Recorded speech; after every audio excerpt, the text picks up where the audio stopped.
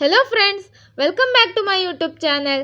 ನಾಳಿನ ಸಂಚಿಕೆಯಲ್ಲಿ ಸೀತಾರಾಮ ಏನಾಗುತ್ತೆ ಅಂತ ಹೇಳಿ ಚಿಕ್ಕದಾಗಿ ಪ್ರೋಮೋನ ನೋಡ್ಕೊಂಡು ಬರೋಣ ಬನ್ನಿ ಫ್ರೆಂಡ್ಸ್. ಅದಕ್ಕೂ ಮುಂಚೆ ಯಾರ್ಯಾರಿನ್ನೂ ನಮ್ಮ ಚಾನಲ್ನ ಸಬ್ಸ್ಕ್ರೈಬ್ ಮಾಡ್ಕೊಳ್ದೆ ಹಾಗೇ ವಿಡಿಯೋಗಳನ್ನ ನೋಡ್ತಿದ್ದೀರೋ ದಯವಿಟ್ಟು ಸಬ್ಸ್ಕ್ರೈಬ್ ಮಾಡ್ಕೊಳ್ಳಿ.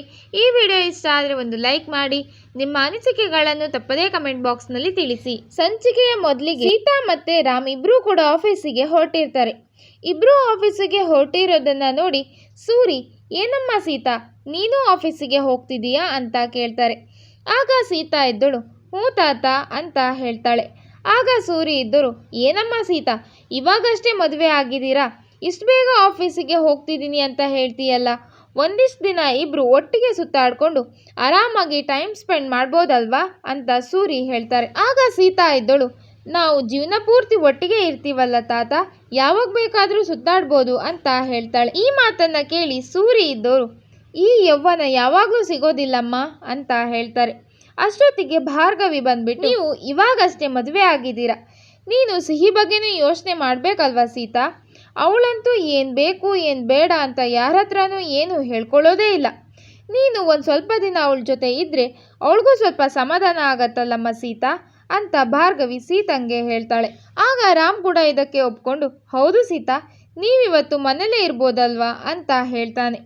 ಆಗ ಸೀತಾ ಇದ್ದಳು, ಹಾಂ ಸರಿ, ನಾನು ಮನೆಯಲ್ಲೇ ಇರ್ತೀನಿ, ಆದರೆ ನಾನು ಆಫೀಸಿಗೆ ಬಂದು ಲೀವ್ ಎಕ್ಸ್ಟೆನ್ಷನ್ ಲೆಟರ್ನ ಕೊಟ್ಬಿಟ್ಟು ಬರ್ತೀನಿ ಅಂತ ಹೇಳ್ತಾಳೆ. ಸೀತಾಳ ಈ ಮಾತನ್ನು ಕೇಳಿ ರಾಮ್ಗೆ ತುಂಬಾ ಕನ್ಫ್ಯೂಷನ್ ಆಗತ್ತೆ. ಸೀತಾ, ನೀವೇನಿವಾಗ ಎಂಪ್ಲಾಯಿ ಅಲ್ಲ, ನಮ್ಮ ಕಂಪನಿಯ ಓನರ್, ಇದೆಲ್ಲ ಯಾಕೆ ಈ ಥರ ಮಾತಾಡ್ತಿದ್ದೀರಾ ಅಂತ ರಾಮ್ ಸೀತಂಗೆ ಕೇಳ್ತಾನೆ. ನೀವು ಈ ಕಂಪನಿ ಓನರ್ ಅಂತ ರಾಮ್ ಸೀತಂಗೆ ಹೇಳಿದ್ದನ್ನು ಕೇಳಿ ಭಾರ್ಗವಿಗೆ ವಾಣಿ ಹೇಳಿದ್ದ ಮಾತುಗಳು ನೆನಪಾಗತ್ತೆ.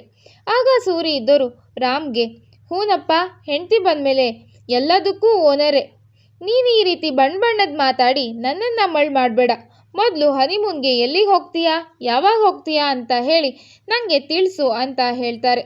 ಆಗ ರಾಮ್ ಇದನ್ನು ಸೂರಿಗೆ, ಹ್ಞೂ ಸರಿ ತಾತ ಅಂತ ಹೇಳಿ ಸಿಹಿಗೆ, ಪುಟ್ಟ, ನಾನು ಸಂಜೆ ಬೇಗ ಬರ್ತೀನಿ ಅಂತ ಹೇಳಿ ಬಾಯ್ ಹೇಳಿ ಹೊರಡ್ತಾನೆ.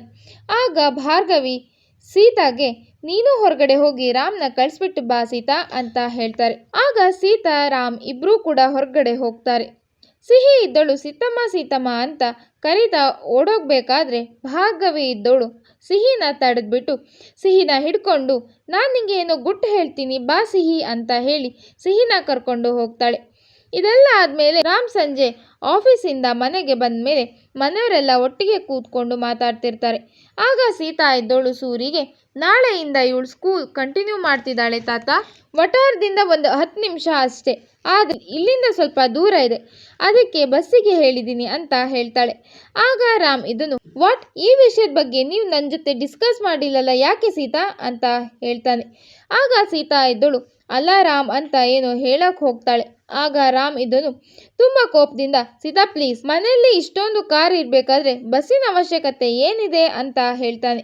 ಆಗ ಸೀತಾ, ಅವಳಿಗೂ ಅಭ್ಯಾಸ ಆಗತ್ತೆ ಅಂತ ಹೇಳ್ತಾಳೆ. ಆಗ ರಾಮ್ ಇದನ್ನು ಸಿಟ್ಟಿನಲ್ಲಿ, ಸೀತಾ, ಅವಳು 7 ಗಂಟೆಗೆ ಬಸ್ಸಿಗೆ ಹೊರಡಬೇಕು ಅಂದರೆ ಅವಳು ಎಷ್ಟು ಗಂಟೆಗೆ ಎದ್ದೇಳಬೇಕು ಅಂತ ಕೇಳ್ತಾನೆ. ಆಗ ಸೀತಾ, ಬೇಗ ಎದ್ದು ಅವಳು ಅಭ್ಯಾಸ ಮಾಡ್ಕೋತಾಳೆ ರಾಮ್ ಅಂತ ಹೇಳ್ತಾಳೆ. ಆಗ ರಾಮ್ ಇದನ್ನು, ಸೀತಾ ಪ್ಲೀಸ್, ಈ ವಿಷಯದಲ್ಲಿ ಆರ್ಗ್ಯೂ ಮಾಡಬೇಡಿ ಅಂತ ಹೇಳ್ತಾನೆ. ಆಗ ಸಿಹಿ ಇದ್ದಳು, ನೀವಿಬ್ಬರು ಜಗಳ ಮಾಡೋದನ್ನು ನಿಲ್ಲಿಸ್ತೀರಾ ಅಂತ ಹೇಳ್ತಾಳೆ. ಆಗ ಸೂರಿ ಇದ್ದವರು, ನೀವಿಬ್ಬರು ವಾದ ಮಾಡೋದು ಅವಳಿಗೆ ಜಗಳ ಥರ ಕಾಣಿಸ್ತಿದೆ, ನೀವಿಬ್ಬರು ಗಂಡ ಹೆಂಡತಿ ಒಂದು ನಿರ್ಧಾರಕ್ಕೆ ಬನ್ನಿ ಅಂತ ಹೇಳ್ತಾರೆ. ಆಗ ರಾಮ್ ಇದನ್ನು, ತಾತ, I really don't want to talk about this, I am sorry guys ಅಂತ ಹೇಳಿ ಅಲ್ಲಿಂದ ಸಿಟ್ಟಿನಲ್ಲಿ ಹೊರಟು ಬರ್ತಾನೆ. ಆಗ ಸೀತಾ ಕೂಡ ರಾಮ್ನ ಸಮಾಧಾನ ಮಾಡೋಕ್ಕಾಗಿ ಅವನ ಹಿಂದೆನೇ ಹೋಗ್ತಾಳೆ. ಆಗ ಎಲ್ಲರೂ ಇಲ್ಲದೆ ಇರೋದನ್ನು ನೋಡಿ ಭಾರ್ಗವಿ ಸಿಹಿಗೆ, ಸಿಹಿ, ನಿನ್ನ ಸ್ಕೂಲ್ ವಿಷಯದಿಂದ ಅವರಿಬ್ಬರು ಜಗಳ ಆಡೋ ಹಾಗಾಯಿತು ಅಂತ ಹೇಳಿ ಸಿಹಿಗೆ ಬೇಜಾರಾಗೋ ರೀತಿಯಲ್ಲಿ ಮಾತಾಡ್ತಾಳೆ. ಇದು ನಾಳಿನ ಸಂಚಿಕೆ. ಮುಂದಿನ ಸಂಚಿಕೆಗಳಿಗಾಗಿ ನಮ್ಮ ಚಾನಲನ್ನು ತಪ್ಪದೇ ಸಬ್ಸ್ಕ್ರೈಬ್ ಆಗಿ. ಈ ವಿಡಿಯೋ ಇಷ್ಟ ಆದರೆ ಒಂದು ಲೈಕ್ ಮಾಡಿ, ನಿಮ್ಮ ಅನಿಸಿಕೆಗಳನ್ನು ತಪ್ಪದೇ ಕಮೆಂಟ್ ಬಾಕ್ಸ್ನಲ್ಲಿ ತಿಳಿಸಿ.